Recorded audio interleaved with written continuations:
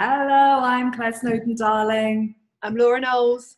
and we're going to talk to you about vegetarianism and veganism. And it's interesting because we do have quite a lot of feedback from people saying, "Oh, we know you don't like veggie and vegan diets." So we kind of wanted to say, like, that's not true, and how we believe that you can do veggie and veganism right. So let's start with what the issues are with a vegetarian and vegan diet. So a vegetarian diet will be cutting out meat products, but a lot of vegetarians still eat eggs and dairy, so cheese and milk and cream, etc. And a vegan diet is no animal products at all. So that includes excluding eggs, honey, all meat products, all dairy products. So it's a very plant-based, vegetable-based diet. And there are a couple of issues in that. I mean, first of all, a really interesting aspect to this is there's a book called The Plant Paradox. And so we have this lovely, wholesome belief that plant-based stuff must be better for us. And actually that's not true, because the plant paradox is about how so many plants actually give off chemicals or have chemicals within them to ward off predators. So, you know, you look at the nightshade family, highly toxic, and the nightshades are tomatoes, aubergine, potatoes, and peppers. You look at the lectins, isn't it, in nuts and grains, which actually are anti-nutrients, which stop us absorbing nutrients. So they are made to stop us from eating them. They also stop our digestive enzymes. Yeah. So making it even harder to digest. So it really compromises digestion. And so we often see in the clinic vegetarians and vegans who have a very predominantly vegetable, fruit, grain-based diets who have digestive problems. Yes. And the other issue is that a lot of the food that vegetarians and vegans are eating is highly processed. This is not clean, whole food. They're highly processed substitutes, and some aren't. Yeah, for sure, some aren't. Some are pretty good, but a lot are processed. And as soon as we start eating things, which when you read the back of the packet looks like a chemistry exam, that for me is a massive red flag, because all of those things are highly inflammatory. And as soon as we start looking at inflammatory foods going into the body, then we're looking at inflammatory responses happening in the immune system and causing illness. So those are the predominant issues. And I think the other thing is, and this is true for any way that anybody chooses to eat, lost Laura for a second, you're back, including us, is that we get into ruts and we get lazy and we get busy and life gets in the way. So there is no perfect way of eating. However, with something like vegetarian and veganism, we have to be on it all the time, because as soon as we start substituting food and going, I'm just going to have a hummus sandwich or something, what tends to happen, I remember someone telling me that as a vegetarian, you substitute meat for cheese, and as soon as you become vegan, you substitute cheese for bread. So we get vegans eating huge amounts of wheat-based bread, which ultimately is, we talk about all the time how wheat is highly inflammatory and really not to be well processed by the human body. And this is an issue. So you can do veganism and vegetarianism well. So let's talk about that. Yeah, I wanted to mention that what we notice when someone becomes particularly a vegan is that they do tend to feel better to start with, because they are cutting out inflammatory foods such as dairy and maybe processed meats. But what we see is maybe a year down the line, that's when the symptoms start kicking in. So we start to see issues with periods or mood, digestive issues, anxiety, tiredness. Let's have a look at how to do it well, first of all. Weight gain as well, or not being able to maintain a healthy weight. But it can also be quick. I mean, I had a friend who decided to go vegan, and it was literally within 5 weeks, she was like, I'm really anxious and my period's are bad. And I went, 6 weeks ago. What have you been eating? Have you been doing it well? Yeah. Oh, no, I haven't. No, I've been doing it a bit, a bit haphazard and I've been quick with it. So I have a list of nutrients that are missing from a vegan vegetarian diet, but I think the thing that we should lead on is protein. Yeah, I agree. But what's interesting is you've been you were a vegetarian for decades. 20 years. 20 years. You were a vegetarian for decades. I experimented with raw food veganism for 6 months. I was just so desperate with, chronic fatigue and all those things. So I experimented with that, and irritable bowel syndrome. So I experimented with that. I was a pescatarian for 9 years. So we are coming from places where we have tried, everything. We're not just anti it. And in fact, one of my favorite people for this is Chris Kresser, who's so, up there in terms of functional nutrition, who was vegan and now is a very much an exponent of eating animal products. So let's talk about why. So yeah, you're right, the protein. Do you want to kick off with protein and then I'll go into vitamins and minerals? Yeah, because there's a bit of a misnomer with protein is that, well, I know there was a movie, wasn't there? I can't remember what it's called now. Can't remember.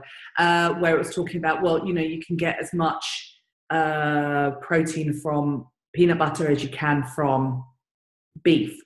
But the issue with that is there's a couple of issues. Firstly, the amount of peanut butter that you need compared to how much beef you need means that your calorie intake is far greater.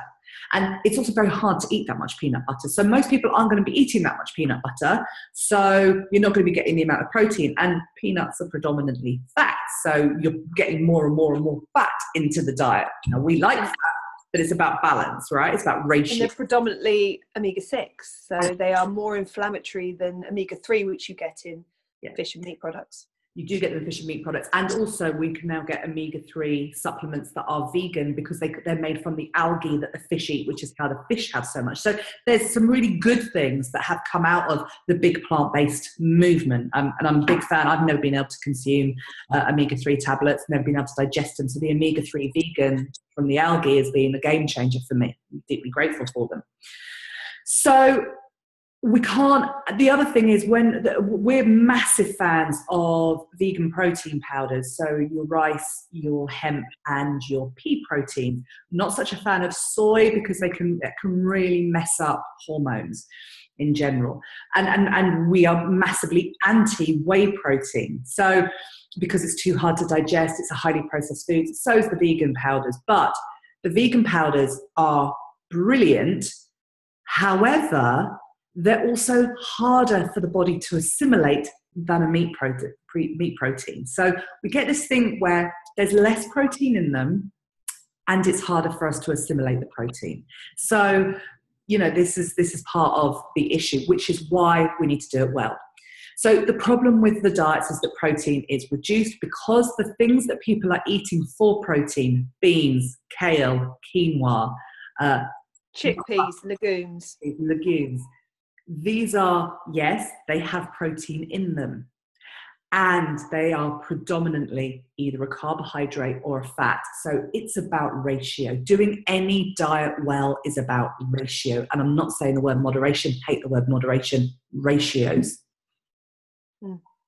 Yeah, it's what we get a lot of is, but I eat chickpeas, that's my protein.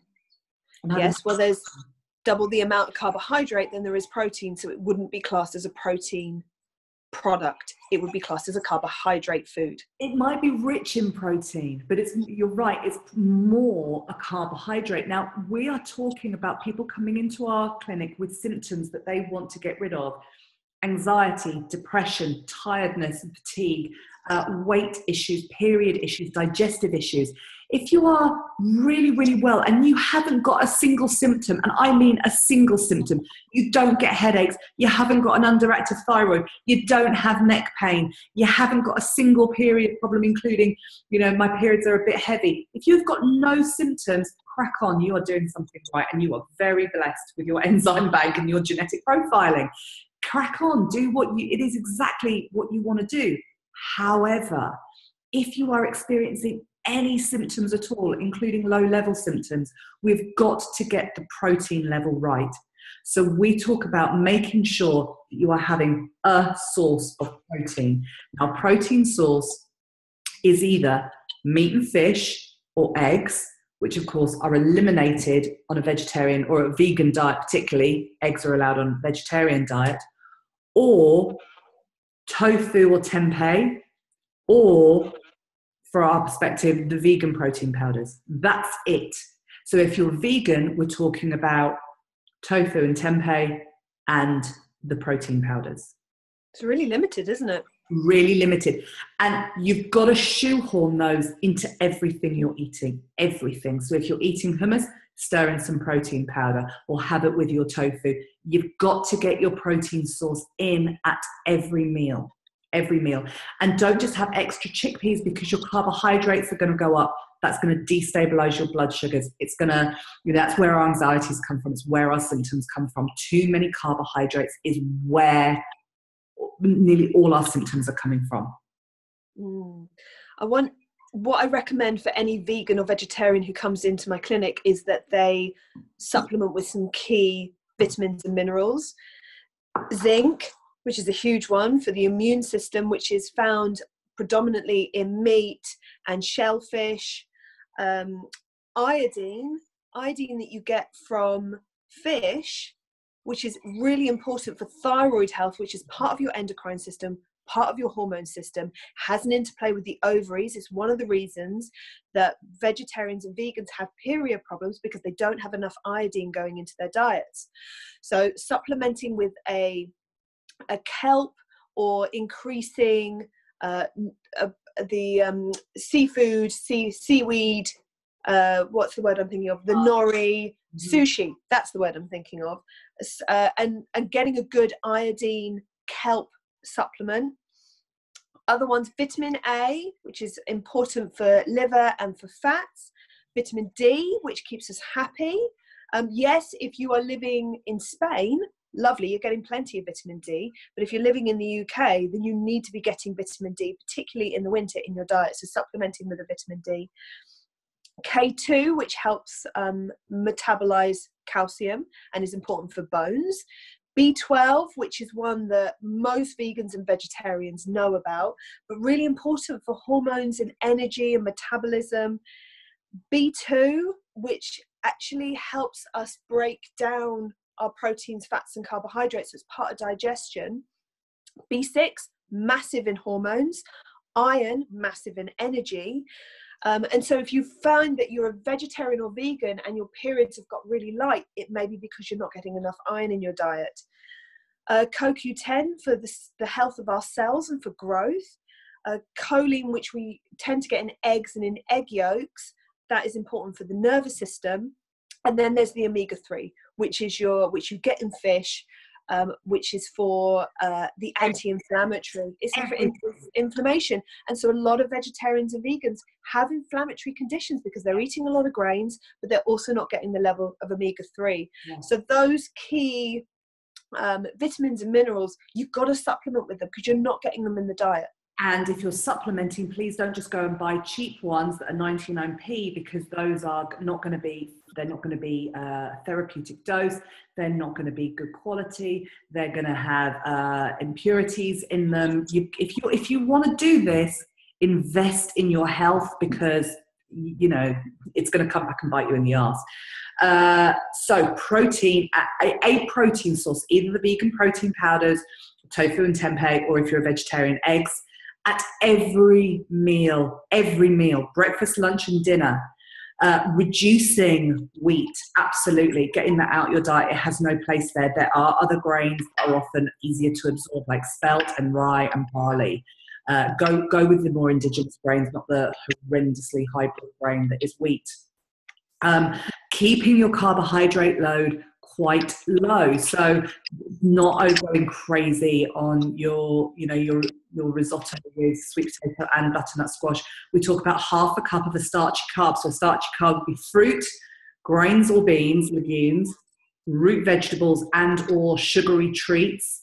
Half a cup per meal You need to up those phytonutrients in all of your greens, get your good fats in there, so your avo, your nuts, but again, small portions, or 20 grams a meal, and then protein. And if you're going to be lazy with it, it's going to bite you.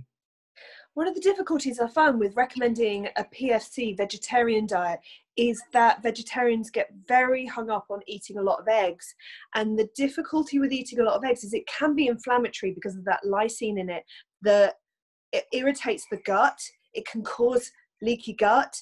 And so you want to be balancing your egg intake. Having eggs every single meal is just going to cause more inflammation and more leaky gut. But then this is the new research that's coming out about the microbiome and the importance of having a diverse diet. Yes. And if we are just relying on one protein source or one carbohydrate source, then we're going to have a really depleted microbiome. Therefore, that's going to have a knock-on effect with the immune system and the endocrine and stress. Yeah, absolutely. I mean, you and I have the same issue. You know, we aren't particularly, well, I can't eat eggs. You can have them occasionally. I miss them. I'm not good with beef. Beef doesn't really digest very well for me. So, you know, I could just spend my life eating organic chicken and fish with protein powder for breakfast. Like, it can be very dull. We have to make quite a big effort to shake it up. So yeah, I guess the reason it often comes across. So the other issue is that, you know, we specialize in irritable bowel syndrome, and people with irritable bowel syndrome need 40% more protein because we don't assimilate it, we don't break it down, we don't process it as well as people without irritable bowel syndrome. And bearing in mind, it's about 3 out of 5 people with irritable bowel syndrome. That's most of us. So, you know, we absolutely have to get this protein in. And the fact that we don't assimilate those vegan proteins so well is one of the reasons that we just sort of say to people, if you are looking to get really well, that's why the meat sources are so much easier and faster. So it's not that we're anti the diet, we're just anti them being done badly. So always brings up lots of questions, the vegan debate, and you know, obviously it's great for the planet, but I was going to add in, when it comes to meat consumption, really good quality, local, happy meat, because this is where I definitely agree with vegetarians and vegans. The mass-produced meat, you've got animals that are going in that are incredibly stressed, and then you're taking on that high adrenaline and cortisol within the meat, is actually not that healthy for us. And hormones and that. From a paleo perspective, we were eating good quality meat, not like huge quantities of it. We're eating a bit of it, but it's got to be the high quality. Yeah, absolutely. And same with fish. Yeah, not farmed fish. We want the really good fish. So it is really important. So looking at, this is for me where the bigger picture comes in, looking at animal husbandry. I've always been a big fan of the charity Compassion in World Farming, because they really are hot on creating good standards for our supermarkets. And this is where we have to educate ourselves. It's too simplistic to just say, well, it's better for the planet, because I would also argue that in 20 years time we're going to have a lot of vegans in hospital, and a lot of those vegan, we're seeing it right now with what's going on with the pandemic, that the resources that the hospitals use, that end up, we're seeing all those masks and gloves in our waterways. Like, it's too simplistic to just say it's the only way forward for the planet. It's too simplistic. There's bigger pictures, there's bigger pieces of the puzzle. I think actually, the other issue is all the monocrops that are created if we all kind of go vegan. So big issues, that's all way well and truly over my head. So the only bits that we're particularly interested in is getting the ratios of the proteins, the fats, and the starchy carbohydrates right to reduce inflammation. Yeah. And looking at the food quality, we look at that with vegetables as well, fruit and vegetables. Like, look at the local farms. If you decide, okay, right, if animals are really important to me, see if you can find the most ethical way of being able to increase meat in your diet and fish. Yes. And the other thing, the other take home I would have, which I really like that you said, Laura, a lot of people find that they feel great for about a year. Now, it's usually because they've cleaned up their diet and have added in more plant-based foods, i.e. more vegetables and less sugar. Then they start to feel unwell. So maybe that's the thing. You go, okay, I'm going to give it, 6 months, see how I feel. But making this absolute commitment, for me, it always comes down to, how do you feel honestly? Honestly. And if you do it right and you really are committed, then you are more likely to get sustainability out of it, because just having a bowl of chips isn't going to cut it. You need your protein. And you need your vitamins and minerals. Yeah, exactly. Lovely. Well, we are always open to comments. So bring your comments and, let's keep having this debate, because it's a really important one. Thanks for listening. Bye-bye.